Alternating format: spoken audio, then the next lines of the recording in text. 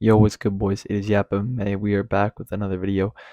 UFC Kansas City just concluded about an hour ago. We are going to be breaking down the entire card, starting with the early prelim opener, ending with the main event. It was a solid fight night, great fight night to get back into the groove of the UFC. We had a couple week layoff after UFC 314, but we're back at it. Great fight night.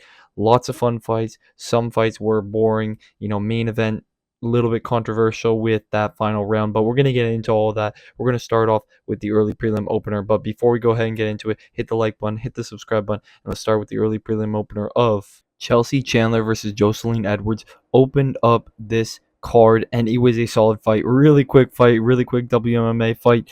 A lot of people were picking Jocelyn Edwards by decision. I picked her by decision. I thought she would get it done by decision. Did not expect a first round TKO by Jocelyn Edwards, but she's solid. She's very solid.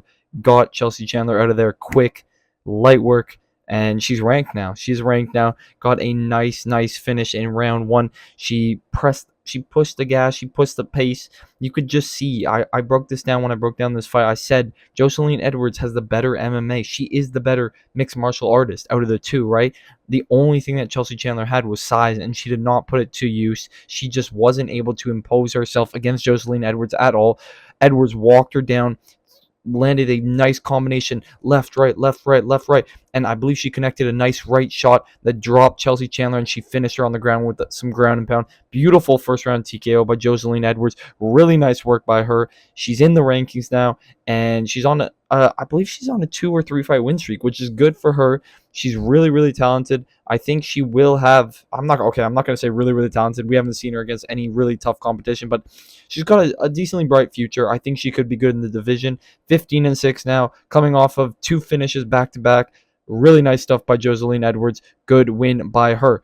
We move on, though, to the next fight. Timmy Kwamba versus Roberto Romero. I picked Roberto Romero. A lot of people were picking Roberto Romero because of his David Onama fight and how close that was. But Timmy Kwamba came out here, looked just fresher, looked smoother. Round one, it was tit for tat. Roberto Romero was walking Kwamba down, but Kwamba was landing the 1-2s down the pipe. 1-2, step in, 1-2, step back, step, like just in and out. 1-2, 1-2, landing some nice jabs, some nice counter shots. Roberto Romero didn't really connect with anything huge in round one and actually got his face bloodied. He got beat up a bit. His nose was bleeding. He was a little busted up. And in round two, Timmy Kwamba was able to find a flying knee on Roberto Romero. As Roberto Romero was coming in, he was diving in for an overhand. Timmy Kwamba hopped into a nice, beautiful flying knee, landed that flying knee on Roberto Romero, dropped him, and finished him on the ground. Really nice finish by Timmy Kwamba. Honestly, kind of deserved a performance bonus of the night. Did not get it, but UFC has been giving performance bonuses of the night to people on the main card, people who are making a lot of money already. Kind of sad that we haven't seen these guys on the prelims recently, at least on the prelims, get some performance bonus of the night. But I think Timmy Kwamba deserved it. Nice finish by him. He needed this win. He needed this finish to stay in the UFC because he was riding a 2-fight losing streak in the UFC. Hadn't won yet. First win by second round TKO, flying knee. Very nice win by Timmy Kwamba. Good shit by him, man. We move on, though. Jacqueline Amorim versus Polyana Viana. Not much to say about this fight. This is what was expected, right? Jacqueline Amorim is the better MMA fighter all around. Just submission ability was there the entire fight. The second she got to the ground, it was there. She got the rear naked choke in round two. Really nice stuff by Jacqueline Amorim. She shows that she is dangerous, especially at strawweight. She's got amazing finishing ability. All of her wins come by finish in strawweight, which is very impressive. She's on a 4-fight win streak now, all by finish. I think it's 4 or maybe even 5-fight win streak. I'm pretty sure it's a 4-fight win streak, all by finish in round one or round two. Really nice work by Jacqueline Amorim.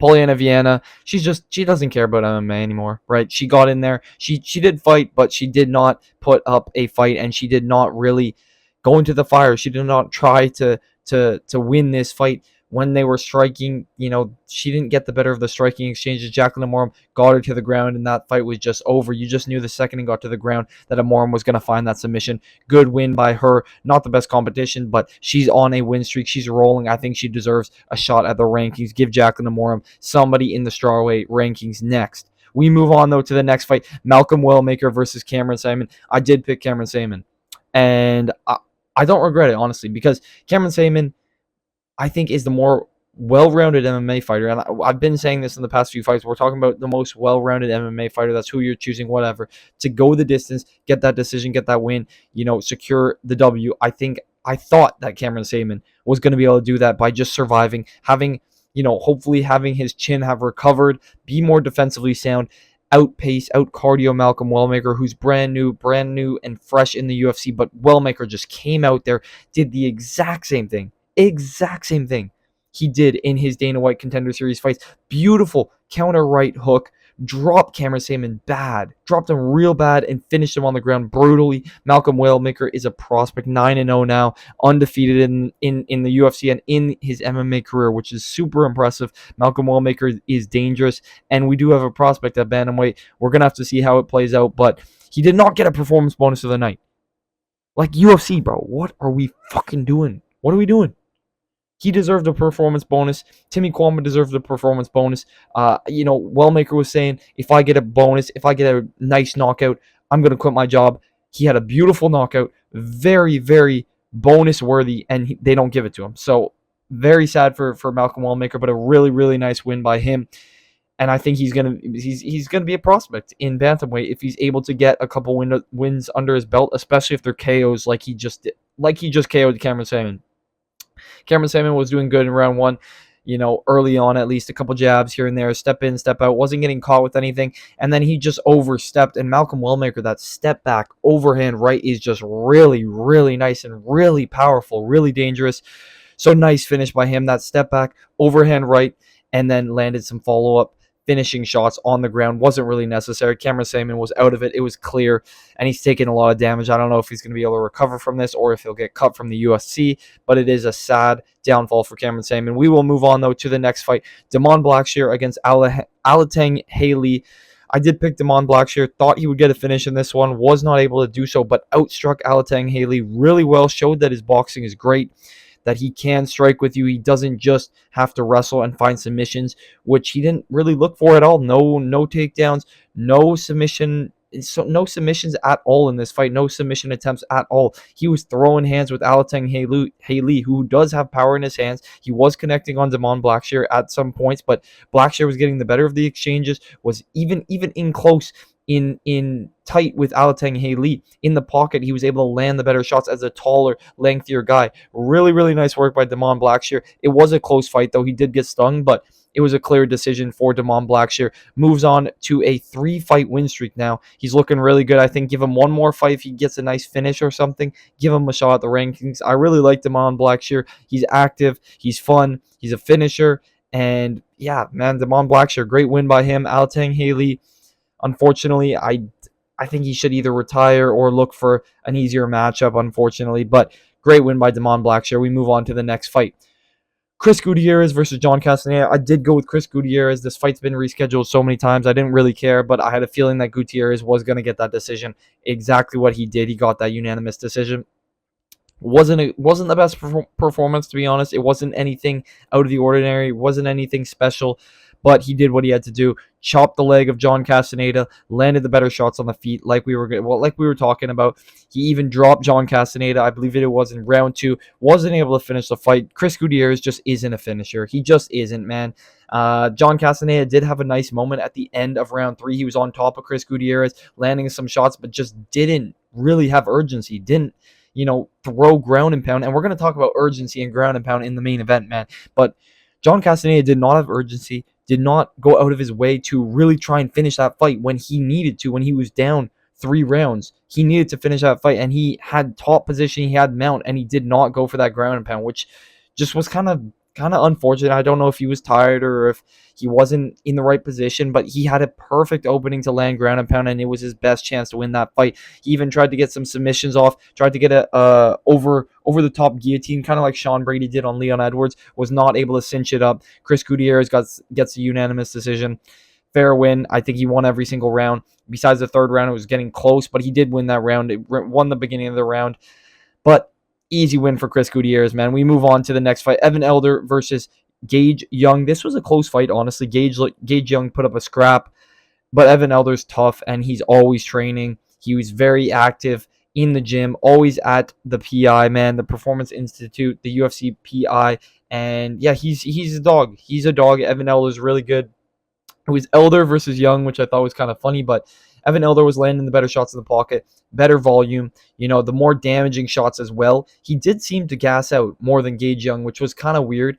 End of round 2, early round 3, you could see that Evan Elder was wearing the tiredness, and he seemed like he was gassing a bit. I think he would have destroyed Ahmad Hazanzada, but Gage Young did fairly well, honestly. He landed some nice shots of his own, was able to mix in a little bit of wrestling, didn't get any takedowns or anything. But I think he did get one takedown, but didn't do anything with it. If he did, Evan Elder was just able to land the better shots, the more damaging shots. Like I said, like his 1-2 down the pipe was quicker. It was more damaging. He was fast with it, and he got a nice unanimous decision. I think he should have gone to finish in this one. I was kind of hoping Evan Elder would get a finish, prove a statement, but good win by him nonetheless. We will move on. Not much to talk about in this fight. It was kind of a tit for tat fight, to be honest. We move on though. Next fight, very fun fight. Matt Schnell versus Jimmy Flick. A lot of people were siding with Jimmy Flick by sub. I still rode with Matt Schnell. I picked Matt Schnell to win, man, and he got it done by unanimous decision.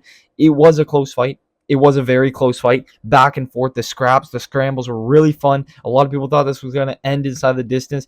Honestly, it was really close in moments, but these guys were gassed out in round 3. Really, really tired. Both of them were really tired. Round 1 was back and forth. Matt Schnell landed the better shots on the feet, and Jimmy Flick realized, I need to mix in the takedowns and the wrestling right away. Got a takedown on Schnell, had him in all sorts of trouble, was trying to wrap up chokes, rear naked choke, guillotine choke. Like, there were so many submission attempts in this fight. I'm impressed that neither of them submitted each other.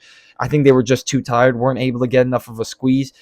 But then in round 2, Matt Schnell was landing the better shots, had some good positions over Jimmy Flick, threatened some submissions, but so did Jimmy Flick. It was really just back and forth, like razor close rounds that Matt Schnell did win, but they were really close. And then in round 3, Jimmy Flick was tired. Matt Schnell was on top, landing some good ground and pound, almost finished Jimmy Flick, and then got a rear naked choke, fully locked in. Wasn't able to finish it, man, because of how tired he was. Just completely gave up on the rear naked choke. Jimmy Flick was just laying there like dead, basically. He just seemed gassed out. Both of them were gassed out. But it was a good fight nonetheless. Good fight. Good scrap. At least these guys get to retire. At least Matt Schnell gets to retire on a win. And Jimmy Flick had a good fight. Good fight to end it off, man. I don't know if both these guys are going to retire, but I think they should. It was a good fight nonetheless, though. We will move on to the main card, though. To open up the main card, we had Ikram Aliskerov versus Andre Muniz. Not a bad fight. We knew Ikram was probably going to finish this fight. He finished the fight in the first round. Took him a bit longer than I thought it would have. Honestly, he did take his time, was patient, didn't want to risk it like in the Robert Whittaker fight, didn't want to get tagged with anything, and that's what he did. In the first round, I mean, it finished in the first round, but in the beginning of the first round, they were kind of just feeling out the room, feeling out the octagon, going jab for jab, kind of clashing in a couple of shots, but really nothing happened in the beginning of the first round. And as we started to get closer, Ikram landed a nice straight right down the pipe, stunned Andre a little bit, and was able to kind of unleash a flurry on him, dropped Andre Muniz, and then finished him on the ground with the ground and pound. It wasn't like oh shoot, Andre Muniz is unconscious. Sorry, my nose is so itchy for some reason. He didn't have Andre Muniz unconscious, but he was landing ground and pound. Andre Muniz was not defending properly. It was a clear TKO for Ikram Aliskerov. Really, really easy work. Really downgrade of a fight from fighting Robert Whittaker to fighting Andre Muniz. So it was clear he was going to get it done. Easy work for Ikram Aliskerov, and nice win by him to get him back in the win column, man. But I don't think he deserves a ranked opponent. I think he should keep fighting a couple of, not bums, but a couple of guys, slowly make his way up to maybe deserve another shot at the rankings. We move on to the next fight, Randy Brown versus Nicholas Dalby. I think my favorite fight of the night, and it was fight of the night. Thankfully, these guys got a bonus. Randy Brown and Nicholas Dalby threw down in this fight. It was such a good fight. Randy Brown came out, did what he said he was going to do, man. He threw hands, and Nicholas Dalby, being so tough, being so durable, got knocked out bad by Randy Brown. Overhand right by Randy Brown put Nicholas Dalby to sleep. Completely reminded me of the Max Holloway TKO over Justin Gaethje in the last second, but Randy Brown put Dalby out cold. Put him straight to his face. Nasty, nasty knockout by Randy Brown. Well deserved. I think he was due for a nasty knockout like this, especially after getting robbed against, what's his name? Brian Battle, after getting robbed, he needed that win. He needed that TKO. And I think after one more win, man, this guy deserves a ranked opponent. He's been deserving a ranked opponent. I mean, he's fun. He would be fun in the rankings. I think Randy Brown's really good. I think he does deserve a ranked opponent. Round one, he was just piecing Dalby up at range. Just it was just the range, the height, the distance management from Randy Brown. The boxing was just beautiful, mixing in leg kicks as well, body kicks as well. Nicholas Dalby did have a couple moments. He clashed and landed some shots, but didn't really stun Randy Brown. Brown was able to jab at distance, mix it up to the body, mix it up to the head. Just really, really clean, crisp boxing. You just couldn't go wrong with. And then in round two, they got into a bit of a scrap, and Dalby was like, fuck this. Let's throw it down. Let's throw hands, buddy. He went into the pocket, and you got to respect Nicholas Dalby, man. What a dog for going in and just trying to find a knockout, trying to get that shot. But Randy Brown ultimately found that shot, that counter right hook over the top. They were scrapping. It was literally the Justin Gaethje, Max Holloway TKO. Is the same thing. They were scrapping inside the pocket. Randy Brown throws an overhand left and then comes back an overhand right, just like Max Holloway. Completely flatlines Nicholas Dalby. Has the blood out of his nose spitting out, man. He also had him bloodied up in the first round, bloody up in the second round. Beat Nicholas Dalby to the punch the entire fight, and just that perfect knockout, just tip of the iceberg, man. Beautiful stuff by Randy Brown. Amazing knockout. Well-deserved fight of the night for both these guys. Well-deserved fight of the night for these two gents, man. We move on, though, to the next fight. Michel Pereira versus Abu Magomedov. This low-key killed the momentum of that last KO and the KO of Ikram Aliskerov. This killed the momentum of those two. Abu Magomedov versus Michel Pereira. I did pick Abu Magomedov to win this fight, and I did think he could win on the scorecards, and he did, man, by unanimous decision. Abu Magomedov gets it done, just the more active fighter. Michel Pereira didn't do shit. He did not do shit. He did not do shit. He just stood there waiting for Abu Magomedov to, make a mistake or capitalize on something that he did wrong, and Michel had zero urgency. We're talking about urgency. There are 3 guys on this card that did not have urgency. We talked about before with, what's his name? Shoot, I'm forgetting his name, man. Who was I talking about with the urgency? Oh, John Castaneda. Castaneda, no urgency. Michel Pereira, no urgency. Carlos Prates, we'll get into him, no urgency. Michel Pereira just didn't do anything. He let Abu Magomedov walk him down, land the better shots. Abu stunned him in multiple moments, but he was not defensively sound. Michel Pereira could have completely blitzed in, thrown a flurry, and probably caught Abu Magomedov, because Magomedov's chin is not the best, but he did land the better shots in this fight. He did stay fairly defensively sound and did get a nice unanimous decision. I can't take that away from Abu Magomedov. Michel Pereira should not be in the rankings. I mean, he had a nice win streak. Lost brutally to Fluffy, may have changed him for the good, man, but I don't know. Maybe he was kind of scared to get finished, I think, and he was scared to lose this fight, but ultimately he did lose this fight. So I think he should have put more effort into finishing this fight, making it more fun, trying to make it exciting and crazy. That's how he wins his fight, is by being crazy, and he just didn't do that. So Abu Magomedov gets a nice, clean, crisp, easy unanimous decision. I mean, these guys were both gassed out. The cardio was just crazy work, man. If you guys follow me on Instagram, if you don't follow me on Instagram at YapMMA, but dude, these two guys were like gassed out round 2, like complete mouth breathing round 2, and round 3 they were just, you could just tell how tired they were, and you can't get a finish when you're just that tired. Neither of them were going to finish each other. After round 2, I was like, yeah, this is going to a sloppy decision, and it did, man. But Magomedov did get it done by unanimous decision, because round 1 he just pieced up Michel Pereira on the feet, landed the better shots, and did implicate a takedown, took the back of Pereira, tried to threaten some rear naked choke, and Abu ultimately gets done, man. Good win for him. He's in the rankings now. We'll see how he does. We move on to the next fight, though. Giga Chikadze versus David Onama. This fight frustrated me as well. David Onama gets a unanimous decision. I did pick Giga Chikadze. I picked David Onama on my Instagram, but was bouncing between the two. Ultimately, I did go with Giga Chikadze. Unfortunately, he lost to David Onama by decision. He was doing well on the feet, though. Early on, stunned David Onama with a nice right hook. He was throwing some nice shots, really crisp, those body shots. When it's a clean fight, Giga Chikadze does amazing. He's beautiful. All his maneuvers are beautiful. His Muay Thai is really nice. His kickboxing really nice, man. It's really, really clean. But once it becomes a dogfight, once it becomes, scrappy, he just can't do it. He can't do it. And especially when takedowns get implicated, and that was the difference. That was the deferring factor in this fight is David Onama. The second David was like, oh shit, wait, I can get takedowns easy. I can hold this guy down easy. It was over, man. Round 2, David Onama got the takedown, held Giga Chikadze down for, I believe it was 2 minutes. Just had nice top control, landing nice shots on the ground. And then in round 3, he did the same thing. He did the same thing, and he played it smart. His IQ was good, and his coaches were telling him the right things. It was just the takedowns was the difference. And on the feet as well, David Onama did land some nice shots, stunned Giga Chikadze in moments, but Chikadze did do well with the body kicks, with the straight rights, the straight lefts, but he just wasn't able to get up from the takedowns from bottom position. David didn't do too much. Onama didn't do too much with the takedowns, but he was still on top of him for an extended period of time, and Giga could not stay on his feet, could not get up from the takedowns. I mean, it says David went 3 for 3 on takedowns. Giga Chikadze needs to improve his takedown defense. I believe it's too late. I don't know if the UFC will keep him around. We'll see, but good win by David Onama, I guess, man. It was kind of boring, but good win nonetheless. He is in the rankings. We move on, though, to the co-main event. Anthony Smith versus freaking Mingyang Zhang. Oh, or Zhang Mingyang. What am I saying? Mingyang Zhang. No, wait. No, it's Zhang Mingyang. Well, forget about it, bro. Forget about it. Anthony Smith gets beat down and brutalized by Zhang Mingyang. Holy shit, this was brutal. I mean, it was expected, but there was so much blood. The crowd was cheering for Anthony Smith when he was walking out, man. I was like, yes, let's go, Smith. We got this. And it went to shit real quick. I mean, Anthony Smith survived longer than I thought he would, to be honest. But Zhang Mingyang, the mountain lion, he's crazy. He got it done.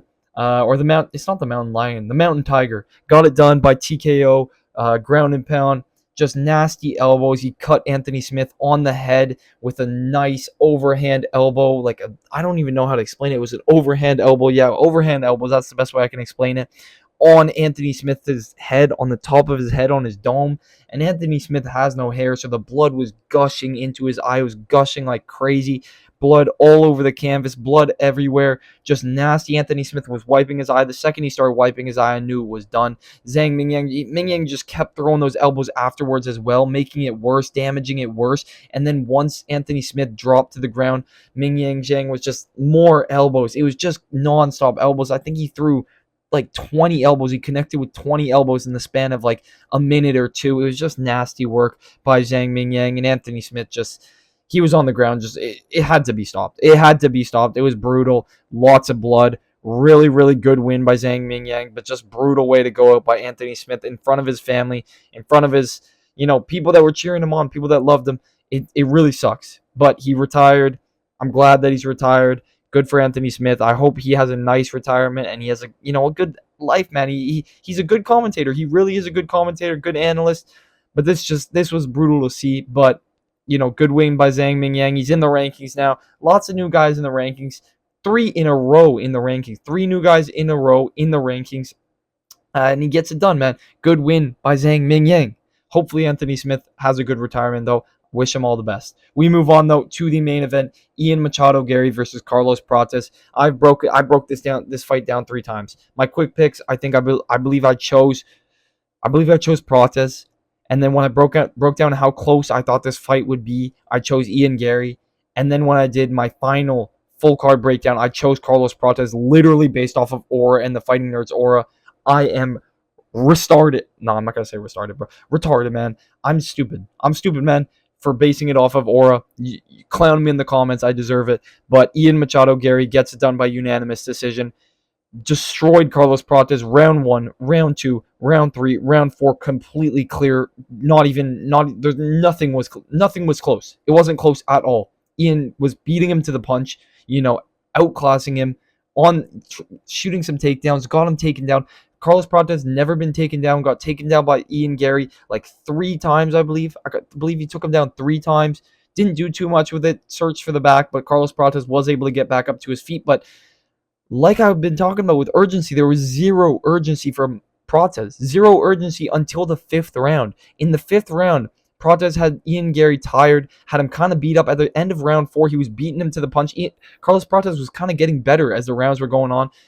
And then round 4, he was really bloodying up Ian Gary's face, man. Opened up the cut that he had. His nose was bloody, and then beat him up in round 5. Was landing the better shots. Was finally coming forward and dropped Ian Gary bad. Dropped him really bad. Had him injured. Ian was in a fetal position on the ground. Fetal position. His arm was behind his back. Carlos Prates had his back completely. Had him curled up in a ball, and then he decides to let him up onto his feet for no reason. Let him recover for no reason. No reason at all. The worst IQ, I think I've seen in a long fucking time. Long time, man. I mean, you just don't do that. You got 30 seconds left. Pour it on. Pour it on. And it can't be because of the cardio. He just didn't seem like he wanted to engage on the ground with the ground and pound, even though he had Gary so injured on the ground.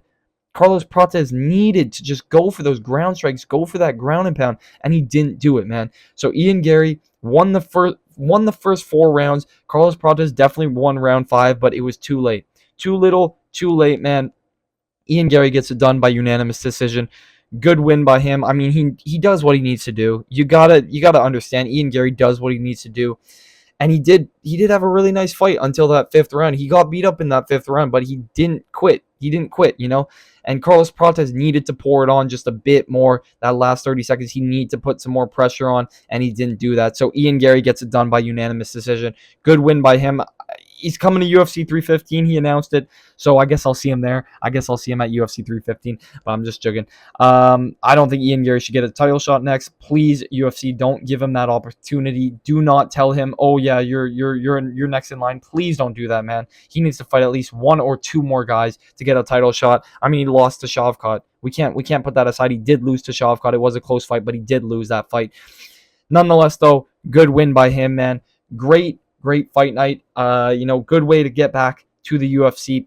If you guys did enjoy the video, hit the like button, hit the subscribe button, drop it down in the comments what you guys thought about this fight night, and I will catch you boys in the next one. See you.